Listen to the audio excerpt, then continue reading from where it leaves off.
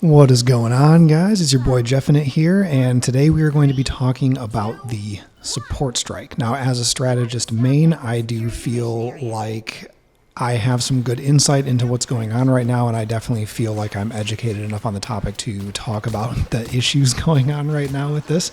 But before we dive into it, if you have not subbed yet, please do so. I'm just a married guy trying to convince my wife that I should be able to play video games more often. So if you sub, it will help me out greatly. It has no negative impact on you. It's free, but it's massively positive for me because if I have a higher sub count, she will be more, inclined to let me play and make gaming content. So hit that sub, hit the like, comment, let's chat. But let's dive into this support strike situation. So like I mentioned, I am a strategist main. I only play that role. I'll dabble with the DPS and the tanks now and again in quick play, but when it comes to ranked play, I only play the strategist role. I much prefer healing in games like this just in general. It's always just kind of been more of my interest in any sort of team game like this. I always like playing the support role, whether that means healing or it's buffing or whatever it is. I prefer that. So I've been playing that since the beginning, ever since I downloaded this game, and I've been seeing this from the start, and that's just constant blame being placed on the healers. Anytime someone dies, especially in ranked play, it's where are my heals? Where are the healers? Why aren't the healers healing me? It's always the exact same thing that we hear. And the support strike, I think, was kind of on its way to happening, but it was definitely catapulted into the place that it is right now by one specific streamer who, and I forget exactly the words that he used, but he said that strategist mains, support players, they are trash, basically. And they're morons. I think that was actually a word that he did use, which is a pretty crazy thing to say because there's no way that you can argue against the statement I'm going to make right now. If you don't have healers on your team, you're not going to win. This is just a fact. There's no arguing that. If you have no healers, you're going to lose. So it's pretty wild to make that statement. But anyway, word travels fast on the internet, and that's kind of how things came to the point that they are at right now, where strategist mains are refusing to play that role. They are picking the role but refusing to heal. They're playing, DPS instead as a strategist, or they're just playing another tank or another DPS and saying, okay, well, hey, you play it then. You play the strategist role. So it's just a really interesting situation. I personally can say that, I play strategist, so I haven't had this issue myself because I'm not healing. I am very actively trying to play my role correctly and do what I can to help the team at all times. But I know this is going on for other people, and as a result, the devs have said two things about this, which I think are really interesting to hear. The first being like, hey, you need to protect your back line. So there's two sides to this, right? Like, sure, a healer can be bad at the role just like a DPS player can be bad at the role. A healer can be bad at the role just like a tank player can be bad at their role, right? There is a lot of skill involved in doing this. But what it comes down to is, especially now in Season 2, when we've seen some of these diving characters get buffed, it's been a different game this round for us as strategists, to be honest with you. It's been a lot more difficult to deal with Captain America, with Venom, with Iron Fist. It's just been more difficult. We need support from the front line. So just like you guys need support from strategists, if you're playing tank or duelist, you need support from us in healing you and keeping you alive and giving you the buffs that maybe we offer as a strategist, depending on the role. We need help from you in combating the current dive meta, because it's really tough to heal when we're just constantly trying to evade divers, but then we're not getting the support to say, hey, like, these divers need to back off. Let's help our healers out here. So there needs to be kind of that like ebb and flow of awareness of like, okay, yes, I need healing, but like, where are my healers? Oh, they're being dived by 3 other, enemy team members right now. So I think that we do need to turn and shift our focus. Also, with the introduction of Emma Frost, we now have 3 deployable shields in the game that, as healers, you can't heal through. They will deflect your heals. So Emma's ice shields block heals, Groot's walls block heals, and Invisible Woman's shield blocks heals. So what I honestly find myself a lot of times as the strategist, because I am in the back line, I not only have to focus on trying to manage healing for my entire team, I'm also the one that has to deal with on-map tech. Because for one, if the tanks and the duelists are not turning around, then who's taking down Groose walls? Who's taking down Namor's tech? Who's trying to destroy the Loki clones? Who's destroying the ice shields? I have to do that a lot of the time. I'm not going to say that I'm the only one that ever does it. That would be an inaccurate statement. But for the majority of the times that I play and we have those characters on the map, I am the one that's dealing with that. I have to destroy the walls so that I can, in turn, now heal. So that's time wasted on healing. And a good Groot and a good Emma, they're using their shields and they're using the wall to separate the front line from the back line. This is something that's actively happening right now. And maybe that's something that you're not aware of because you don't play in the back line, so you don't see that. But I'm telling you right now, like this is a use of skill that we're seeing a lot more often, is utilizing walls and shields to separate the front and the back line. Now, you'll see this a lot in higher levels of gameplay as well, but it's certainly it's a skill that's being adapted into lower levels of play at this point in time as well, and it's becoming something difficult to manage.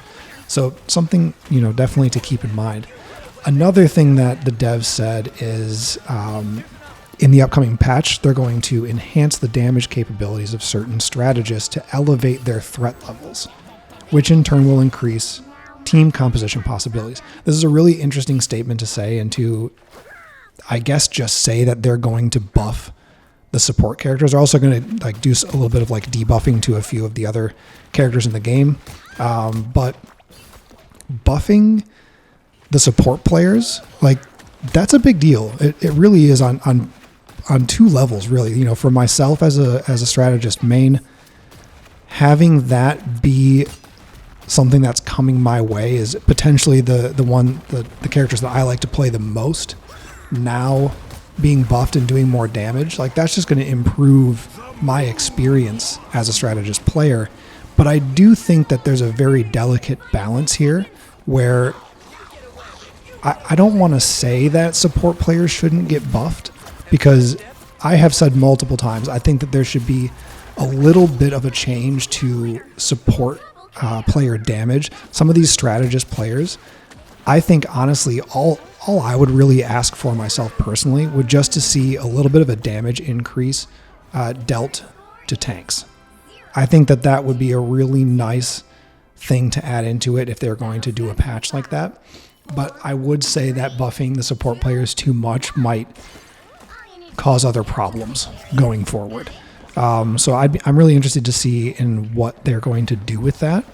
But most of this issue, it honestly just comes from an overall lack of awareness, which is kind of a problem in and of itself. And I don't really think it has anything to do with the roles specifically. I think it just has to do with overall lack of awareness. And don't get me wrong when I say this. I don't mean this in a mean way or anything. But I think people are spending too much time watching streamers, and they're watching too much of that really high level gameplay, and then they load their game up and they want it to look like that and feel like that. I think everyone just kind of has to take a step back and say, I'm not at that skill level. I need to not be watching these streamers and saying that's what I want to do. It needs to come down to, you're watching them because you want to learn how to pick up better habits.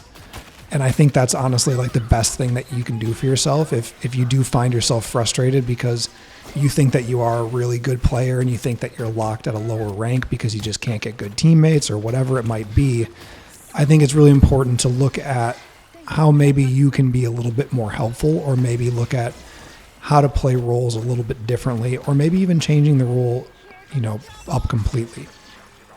Now, a lot of people do want to play the duelist role, and I understand it. There's a lot of that instant gratification in a game of getting an elim, seeing that number tick up, seeing that final hit count be high.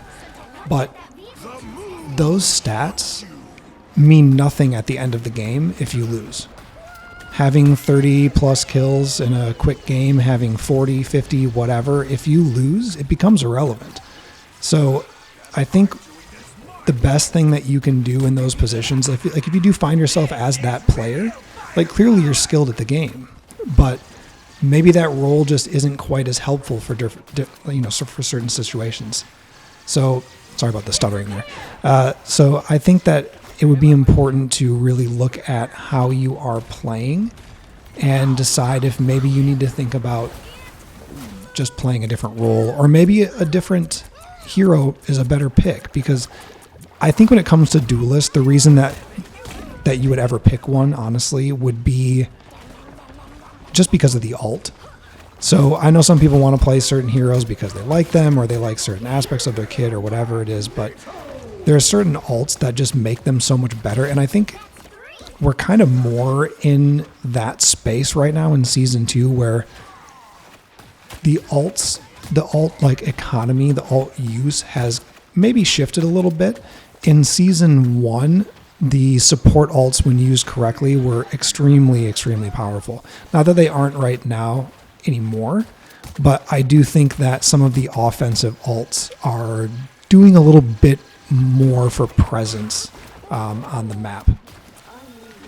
But overall, the support strike, I think, is just it's just interesting to see, especially this early on in the game, to see people having this big of an issue and being willing to band together and react the way that they are right now to the statements that have been made and say, like, we're just not going to do this anymore. Like, basically screw you. It's pretty interesting. But it is a little refreshing to see the developers react to it and come back with a response so quickly, because it also is quite common with games to not see changes happen. But they seem to really care about the flow of this game and the community as well. So it is pretty cool to see them come back and acknowledge this and say that they're going to do something about it. I mean, personally, I've dealt with it ever since I started playing this game. There's always that one person, those two people, or even a whole team that are going to be upset when they're not getting healed. And unfortunately, you're going to die, right? You're going to die in the game. It's going to happen. Healing you doesn't make you immortal. It also doesn't make you good. So to feel like you're not performing well because you're not getting healed isn't always accurate. Being healed helps keep you alive, yes, but if you're not hitting your shots, then you may as well just reset, pick a different hero, and start fresh. So, there's two sides to that there, but it is really that misconception of the reason for why you're dying. It could be that you are overextended. It could be that you decided to push solo. It could be that you didn't realize you don't have support with you and you're just kind of in an area that you shouldn't be at that point in time when you should have backed up. It could be that you're not reading the ebb and flow of the game. The games always come with a push and shove. You move up with the objective, you move a little bit back with it, you move forward, you move with the push, and you time things with the ults appropriately. So if you're not being patient, patience is a big thing here. You see people chasing for kills. You see people thirsting for things a lot.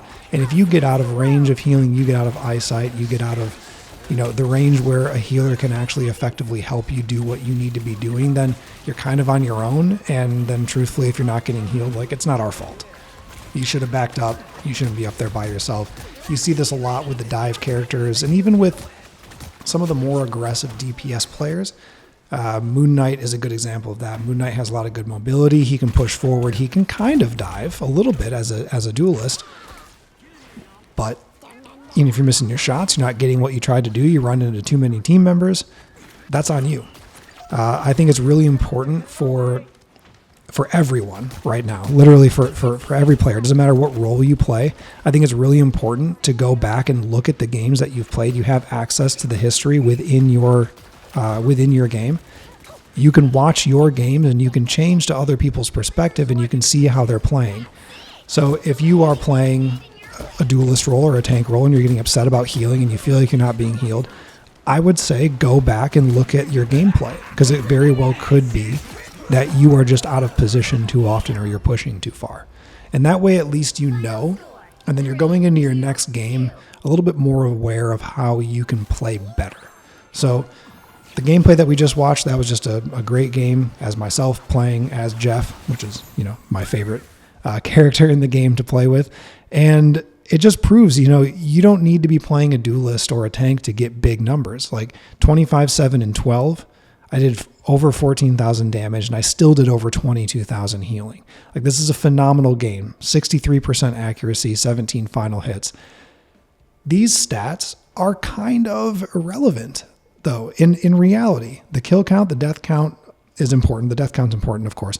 The assists, you only get assists by healing when somebody gets an elimination, and you only get the kill number by hitting somebody who eventually dies. So if you get one hit on somebody and they die, with it, as long as it's within a certain time frame, you get credited for that kill also. You'll notice that the death count and the kill counts don't add up, right? There's way more kills than there are deaths, and that's because those are basically assists.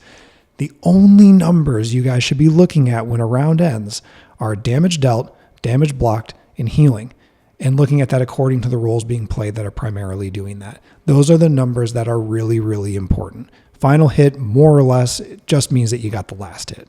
Could mean you soloed somebody, could mean you got a headshot, could be, whatever that might be. But final hit is just the final hit. So pay attention more to damage dealt, damage blocked, and healing to know whether or not you were actually playing your role efficiently. Let me know what you guys think in the comments. I'm super interested if this is something that's been affecting you on a daily basis. But yeah, hit that sub if you haven't already, and stay tuned for the next video.